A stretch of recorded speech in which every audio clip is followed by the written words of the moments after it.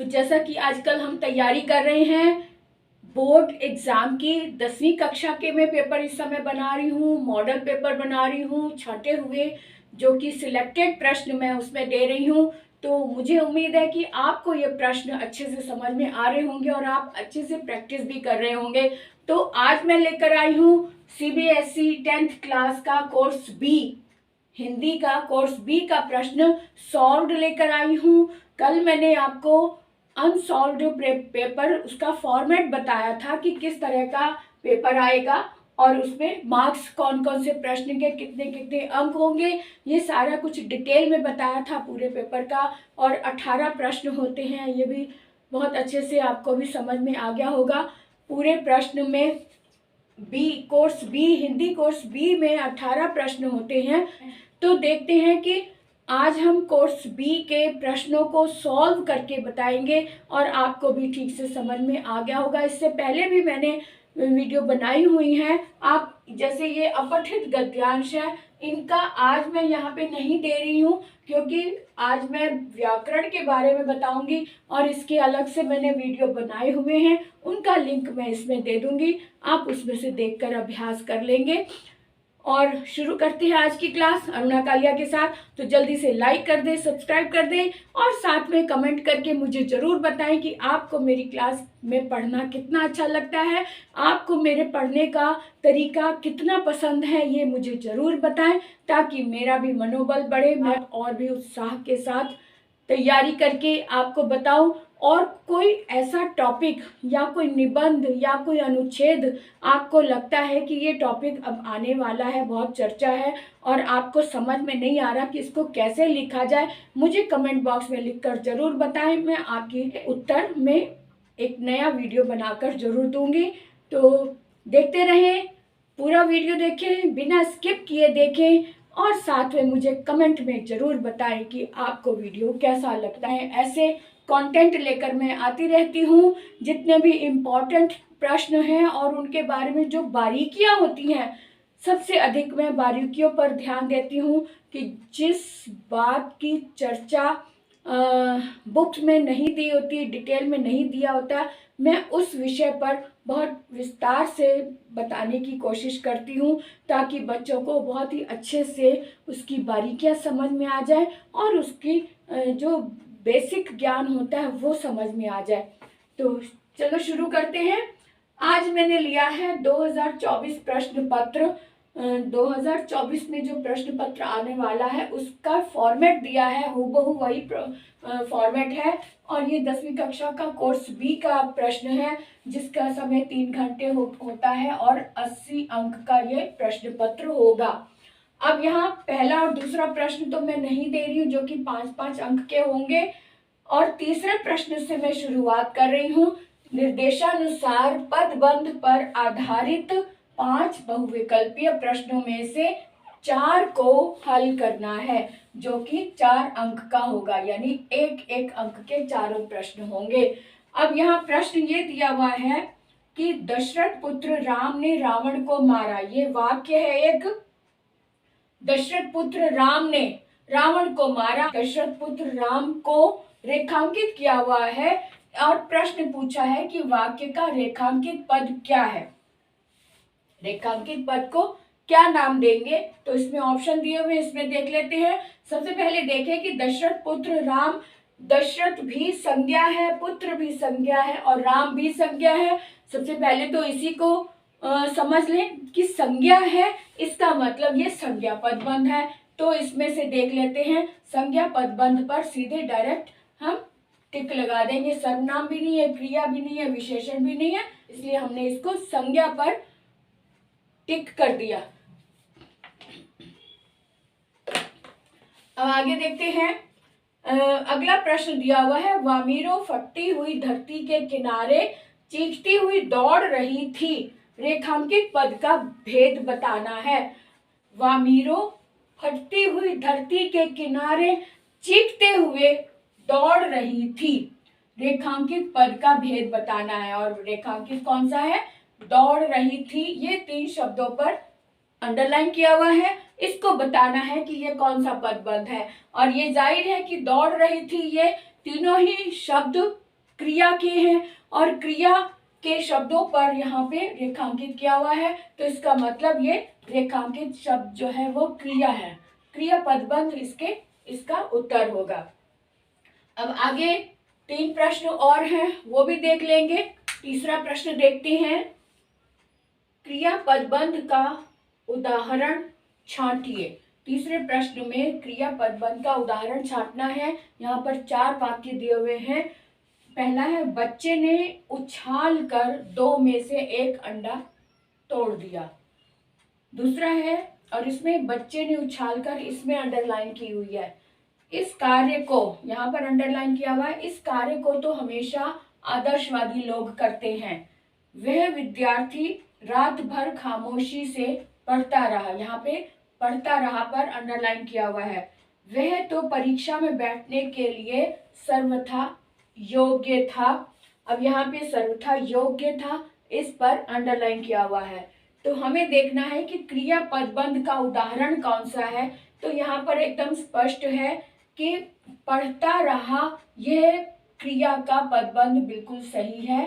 पढ़ना क्रिया है, पढ़ता रहा दोनों ही शब्द क्रिया पदबंध के अंतर्गत आते हैं, इसलिए तीसरा ऑप्शन बिल्कुल सही है। आगे घ और ङ 2 प्रश्न अभी और रहते हैं, उसे भी देख लेते हैं। क, ख और ग पहले देख लिए हैं। अब इस समय 2 प्रश्न और रह गए हैं पदबंध पर आधारित। पदबंध पर आधारित 2 प्रश्न इस तरह से हैं। बूढ़े काका धीरे धीरे चलते हुए आंगन में पहुंचे। अब यहाँ रेखांकित पद धीरे धीरे लिखा है, इसका भेद बताना है कि धीरे धीरे किस पदबंध में आता है। अब यहाँ स्पष्ट है कि ये धीरे धीरे चलना यानी क्रिया है, तो क्रिया की विशेषता बताने वाले शब्द हैं धीरे धीरे। तो क्रिया की विशेषता जो बताते हैं उसे बोलते हैं क्रिया विशेषण। तो इसलिए जाहिर हो गया कि ये क्रिया विशेषण है। तो क्रिया विशेषण का जो भी है ये क्रिया विशेषण आ गया। तो ये ऑप्शन हमारा बिल्कुल सही है। आगे देखिए, मेरे बाद यहाँ कौन रहेगा, ये वाक्य दिया हुआ है। इस वाक्य में अव्यय पदबंध है, इस वाक्य में अव्यय पदबंध छांटना है। यहाँ इस तरह के प्रश्न थोड़े से डिफिकल्ट लगते हैं क्योंकि स्पष्ट नहीं हो पाता कि अव्यय क्या है। अव्यय का मतलब वो होता है कि जो शब्द बदलते नहीं है, वैसे के वैसे प्रयोग में लाए जाते हैं, और ऐसे शब्दों को हमने ढूंढना है कि इसमें से कौन सा ऐसा शब्द है जो बदलता नहीं है। ऑप्शन दिया हुआ है मेरे बाद, दूसरा है यहाँ कौन, तीसरा है कौन रहेगा, और चौथे ऑप्शन में मेरे बाद यहाँ कौन। अब यहाँ पर देखो, यहाँ कौन ये स्थान की बात आ रही है और कौन है, कौन सर्वनाम है, तो सर्वनाम तो बदलता है। कौन रहेगा ये भी क्रिया से रिलेटेड और सर्वनाम है, साथ में ये क्रिया है, तो कौन रहेगा इसमें भी बदलाव आता रहता है। तो मेरे बाद यहाँ, इनमें सभी में ये मेरे बाद यहाँ ये सभी शब्द, चारों शब्द अलग अलग कैटेगरी की ओर इशारा कर रहे हैं। यहाँ कौन, तो यहाँ पर हमने देखना है कि बदलता क्या है। मेरे बाद ये शब्द हम ले सकते हैं, मेरे बाद शब्द नहीं बदलता है। बाद के साथ अगर मेरे लगा है तो ये वाक्य, ये शब्द बदलेगा नहीं, ये एज इट इज रहेगा चाहे कैसी भी सिचुएशन हो। इसलिए हमने यह इस पर टिक लगा दिया कि मेरे बाद शब्द जो है ये अव्यय पदबंध है। ठीक है। अब पहला प्रश्न व्याकरण से रिलेटेड पहला प्रश्न यानी तीसरे नंबर पर जो प्रश्न आता है पदबंध का, इसके 5 प्रश्न हमने हल कर लिए। अब आएंगे प्रश्न 4 पर। प्रश्न 4 पर देख लेते हैं क्या प्रश्न है।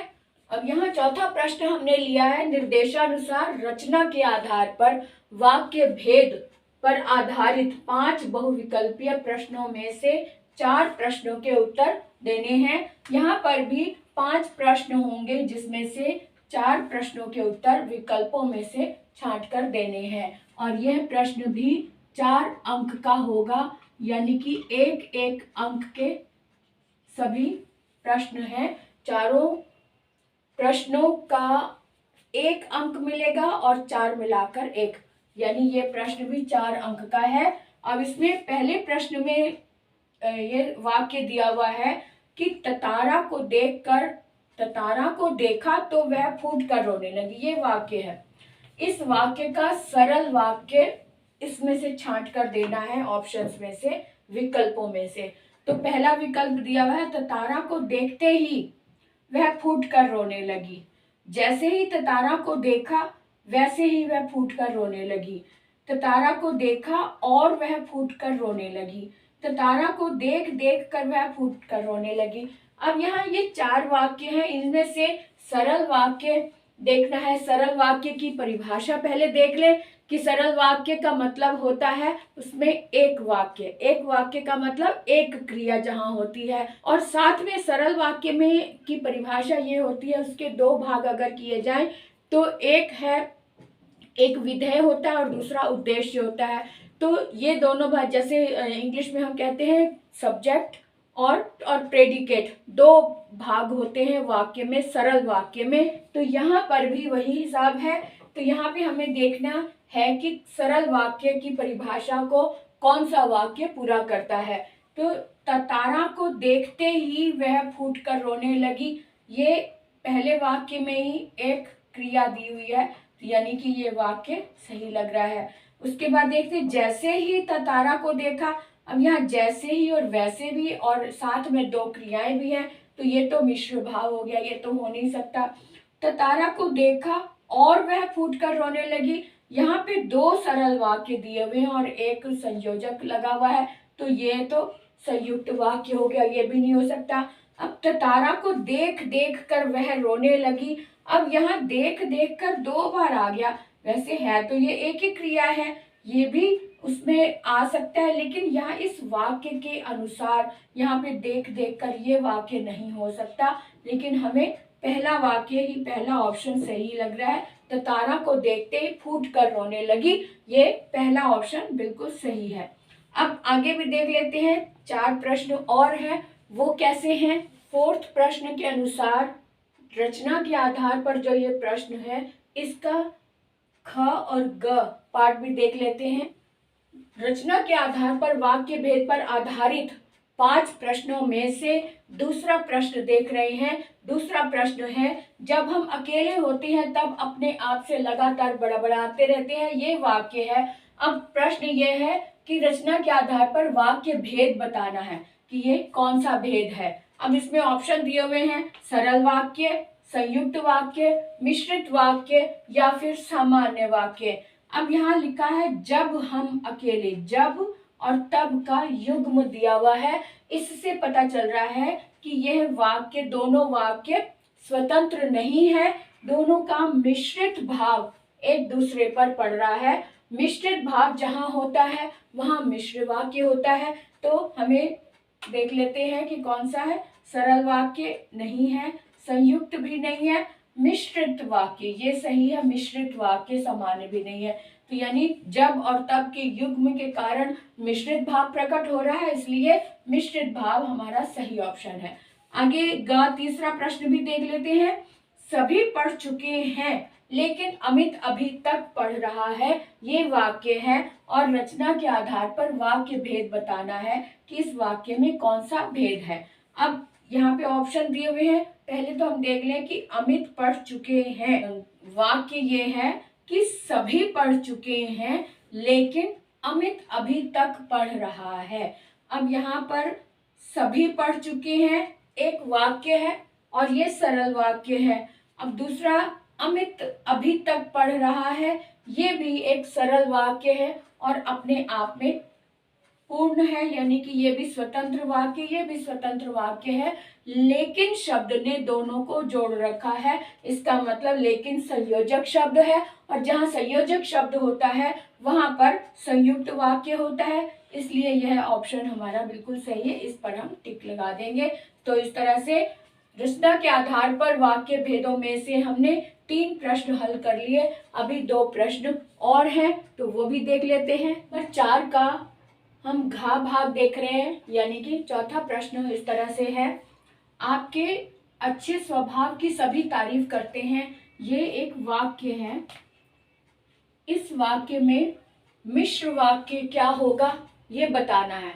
इसी वाक्य का अगर मिश्र वाक्य बनाए तो क्या होगा, तो वो देखते हैं ऑप्शन में से, इन विकल्पों में से सही विकल्प क्या है। पहला है आपका स्वभाव सभी का पसंदीदा स्वभाव है।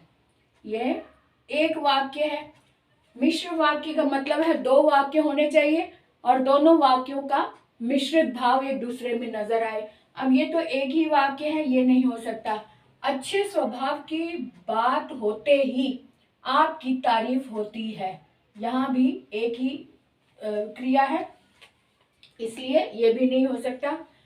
आपका स्वभाव इतना अच्छा है कि सभी तारीफ करते हैं, यहाँ पर दो क्रियाएं हैं। अच्छा स्वभाव है, यहाँ पे दो वाक्य हैं। आपका स्वभाव इतना अच्छा है कि सभी तारीफ करते हैं। अब यहाँ इतना और कि के कारण मिला जुला भाव नजर आ रहा है, इसलिए हम इसे कहेंगे ये मिश्र भाव है। आगे देखिए, अच्छे स्वभाव के कारण सभी आपको पसंद करते हैं। यहाँ पर भी एक ही कारण, एक ही वाक्य है और एक ही क्रिया है, इसलिए ये भी नहीं हो सकता। तो सही ऑप्शन हमारा है दूसरा, आपका स्वभाव इतना अच्छा है कि सभी तारीफ करते हैं, है ना। तो इस तरह से हमने ये 4 प्रश्नों को सॉल्व कर लिया। अभी एक प्रश्न और है, 5वां, वो भी देख लेते हैं। जो हम बात कर रहे थे, प्रश्न चल रहा है, ये 4th प्रश्न है। प्रश्न 4 का अब 5वां प्रश्न देख लेते हैं। प्रश्न है, निम्नलिखित वाक्यों में संयुक्त वाक्य कौन सा है। जो ऑप्शन दिए हैं इनमें से हमें संयुक्त वाक्य ढूंढना है। तो देखते हैं। पहला ऑप्शन है, आपने मुझे मिठाई खिलाई इसलिए मैं आपसे नाराज नहीं हूँ। दूसरा है, आपके अफसाने सुनकर मुझे दादी जी की याद आ गई। तीसरा ऑप्शन है, मेरा घर वही है जिसकी छत पर बैठकर तुमने गीत लिखा था। जिसकी छत पर बैठकर तुमने गीत लिखा था। और चौथा ऑप्शन है, एक्सप्रेस वे बनने से दूर की यात्रा भी अब सुखद लगती है। अब सबसे पहले तो हम ये देखें कि संयुक्त वाक्य की परिभाषा क्या होती है। संयुक्त वाक्य की परिभाषा होती है, दो सरल वाक्य हैं, दोनों सरल वाक्य स्वतंत्र होते हैं और उन दोनों वाक्यों को एक संयोजक शब्द जोड़ देता है और एक वाक्य बना देता है ना। तो हम देखते हैं कि इनमें से कौन सा वाक्य ऐसा है जिसमें दो सरल वाक्य हैं, स्वतंत्र वाक्य है और एक संयोजक शब्द से उसे जोड़ा गया है। पहला ऑप्शन देखें, आपने मुझे मिठाई खिलाई। आपने मुझे मिठाई खिलाई, एक वाक्य ये है। मैं आपसे नाराज नहीं हूं, दूसरा वाक्य ये है। और बीच में संयोजक शब्द लगा हुआ है, इसलिए शब्द के कारण ये दोनों वाक्य एक हो गए। आगे देखें, इसमें आपके अफसाने सुनकर मुझे दादी जी की याद आ गई, ये तो एक ही वाक्य है, एक ही क्रिया है, ये नहीं हो सकता। मेरा घर वही है जिसकी छत पर, अब यहाँ पर दो वाक्य हैं, मेरा घर वही है जिसकी छत पर। अब जिसकी और वही शब्द ने मिश्रित भाव प्रकट कर दिए, इसलिए ये भी नहीं हो सकता। एक्सप्रेस वे बनने से दूर की यात्रा भी अब सुखद लगती, इसमें भी एक क्रिया, इसलिए यह भी नहीं हो सकता। इसका मतलब पहला ऑप्शन बिल्कुल सही है, क्योंकि इसमें इसलिए संयोजक शब्द लगा है और दोनों ही वाक्य स्वतंत्र वाक्य हैं, सरल वाक्य हैं, इसलिए यह ऑप्शन पहला सही है।